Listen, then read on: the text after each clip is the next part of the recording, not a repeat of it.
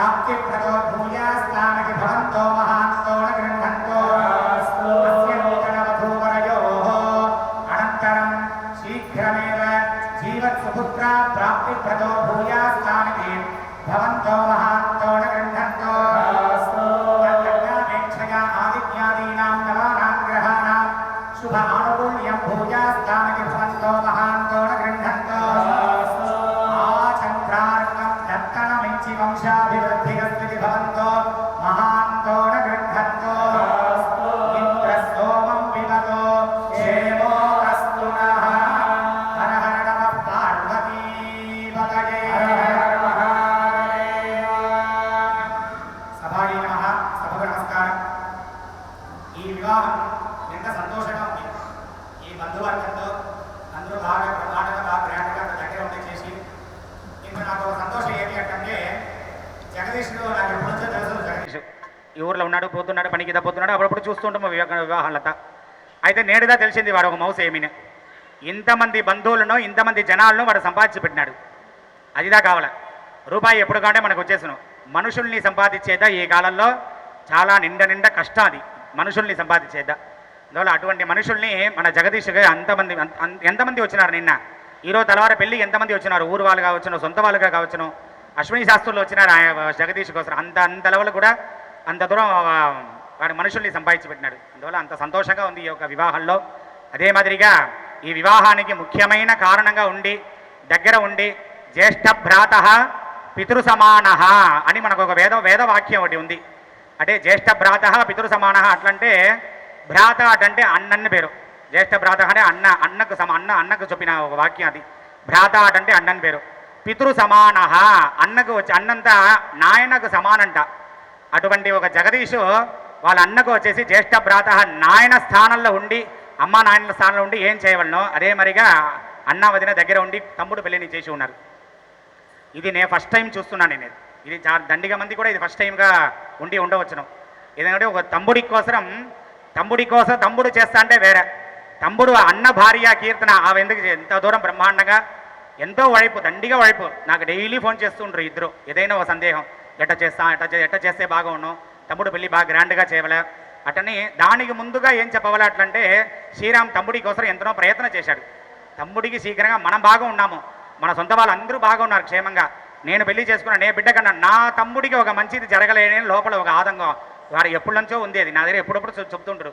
శశి ఏదైనా ఒక శీఘ్రంగా తమ్ముడికి ఒక బిడ్డ ఉంటే చెప్పుతారు, ఏదైనా కూతురు ఉంటే చెప్పడం చెప్తూ ఉంటారు నా దగ్గర. సో అది వాడికి ప్రయత్నం పడినాడు కాబట్టి ఈరోజు బ్రహ్మాండంగా బాగా వివాహం బాగా గ్రాండ్గా జరిగింది. అంటే కష్టే ఫలేని మనకు శాస్త్రంలో ఒక వాక్యం ఉంది. దండిగా కష్టపడినామంటే దానికి ఫలితం శీఘ్రంగా దొరికిస్తున్నాం. ఆ విధంగా శ్రీరామ్ ఎక్కడో వెతికినాడు, ఎక్కడో ఊరంతా దండిగా పోయిన పెళ్లికంతా చూపి పెడతాడు. నా తమ్ముడికి ఒక శీఘ్రం అక్కడ పోయిన తావునంతా జాతకం ఇస్తుంటాడు. ఏదో అంత కష్టానికి ఫలితం నేడు దొరికింది. ఎంతనో శ్రమపడి ఎంతనో కష్టపడి బ్రహ్మాండంగా ఈ యొక్క నేడు బ్రహ్మాండంగా తమ్ముడికి వివాహం చేస్తున్నా అంటే ముఖ్య కారణం శ్రీరామ్ ఒక భార్య కీర్తన వాళ్ళిద్దరిని నిండా చెప్పుకోవాలి. ఎందుకంటే తమ్ముడి మీద తంబి కొడైవాన్ పడైకంజాను ఒక తమిళ్లో ఒక వాక్యం ఉంది. దానికి ఆ వాక్యానికి మన ఎక్కడ చూసింది లేదు. నేడుదా ఆ వాక్యానికి అర్థం ఏమని నేడు మనం చూస్తున్నాము. అంత ఒక బ్రహ్మాండంగా తమ్ముడి కోసం ఎంత శ్రమపడి బాగా వాళ్ళ దంపతులు ఇద్దరు బాగా కష్టపడి అల్లాడినారు. ఇక్కడ ఒక షార్ట్ టైంలో ఒక నెల ముందుదా ఈ ఒక ఇది డిసైడ్ అయింది. ఈ ఒక నెల లోపల ఎంత ఇది చేసినాడు, ఎంత ఒక ఏర్పాట్లతో బాగా ఇంకా టైం ఉంటే ఇంకా బ్రహ్మాండంగా చేసేవాడు. ఇదే బ్రహ్మాండంగా ఇంకా ఒక 3 నెలల ముందు ఈ యొక్క వివాహం అంతా తెలిసి ఉంటే ఇంకా ఒక బ్రహ్మాండంగా చేసేవాడు. ఇంకా వేరే ఏదైనా ఇంకా ఏమేమిదో ఐడియా ఉంది శ్రీరాముకు తెలియదు, ఇంకెంత చేసి ఉంటారు. ఈ ఒక షార్ట్ టైంలోనే ఇంతమంది పిలిచి ఇంతమంది ఏమో ఏర్పాట్లతో చేసి బ్రహ్మాండంగా బాగా అందరినీ ఎవరు విడవకుండా ఎవరు మనసు కష్టపడకుండా అందరినీ బాగా దగ్గర ఉండి అన్ను సర్దుకుని బాగా చేస్తున్నాడు ఒక శ్రీరామ్ మనసు. ఆ మనసు వారు ఎవరికి రాదు. అందువల్ల మీరంతా చిన్న దగ్గర ఉండి మీ యొక్క ఆశీర్వాదం అంటే మీ బ్యాక్ సపోర్ట్ లేకపోతే ఈ ఒక ఇంత ధైర్యం శ్రీరామ్కి రాదు. అందువల్ల మా ఇద్దరు చిన్నాయన్లు బాగా దగ్గర ఉండి 3 మంది చిన్నాయన్లు దగ్గర ఉండి బాగా గ్రాండ్గా ఇది చేయరా ఇది చేస్తే మంచిది అట్లని వెనకాలంచి పుష్ చేస్తున్నారు శ్రీరామ్ గారు. అందువల్ల మీ యొక్క ఆశీర్వాదంతో ఆ శ్రీరామ్ ఒక తలచింది నేడు నెరవేర్చిస్తున్నాడు. ఏ ఒక ప్రయత్నంలో ఎంత ఒక కష్టంలో ఉన్నాడో అది నేడు జరిగిపోయింది.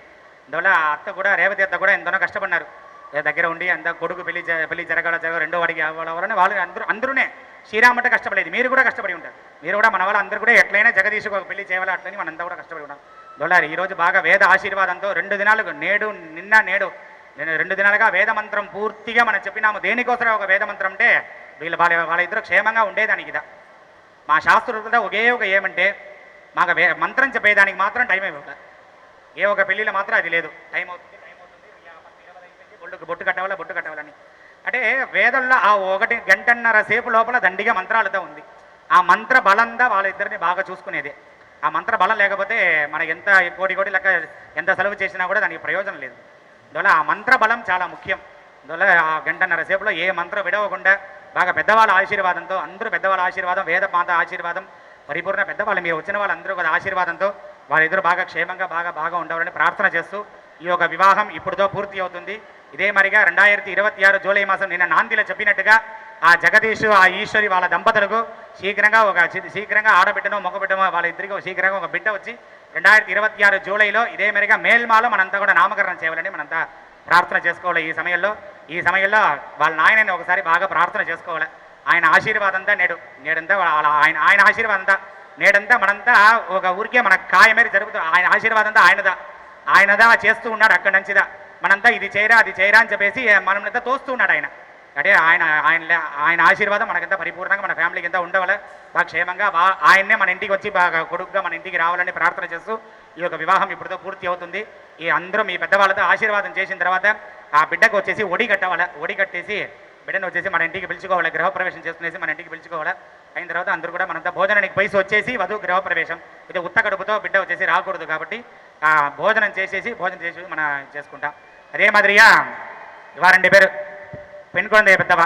ஏன்னா ஒரு பெண் குழந்தையை பெற்றாச்சு அப்படின்னாக்கா அதை யார் இன்னொருத்தர் கையில் கொடுக்குற வரைக்கும் ஒரு மனசை அடிச்சுட்டே இருக்கும். பொண்ணை பெற்றாச்சு அவள் கல்யாணம் பண்ணி கொடுக்கணும், அவள் ஒருத்தர் கையில் கொடுக்குற வரைக்கும் ஒரு கடமை, ரொம்ப ஒரு பெரிய ஒரு பாக்கியம். அது மனசில் துடிச்சிட்டே இருக்கும். ஏன்னா இப்போ யாரும் கல்யாணம் பண்ணி கொடுத்தணும் அப்படின்ட்டு. உங்களுக்கு ஒரு நல்ல ஒரு பையன் கிடச்சிருக்காரு. ஏன்னா ஜெகதீஷ்ன்றது சாமானியமான ஆள் கிடையாது. ரொம்ப இந்த ஊர்லேயே ஒரு மேல்மா கிராமத்தில் இந்த இடத்துல ஒரு பெரிய வம்சம் உங்கள்தான் தத்தன மஞ்சி அப்படின்னு ஒரு நீங்களே பார்த்துருப்பேன். அவள் பேக்ரவுண்ட்லாம் எவ்வளோ பெரிய ஃபேமிலி, எவ்வளோ சொந்தக்காரெல்லாம். அதனால் நீங்கள் ஒரு நல்ல உங்களுடைய குழந்தைய வந்து ஒரு நல்ல இடத்துல கொடுத்துருக்கேன் நீங்கள்.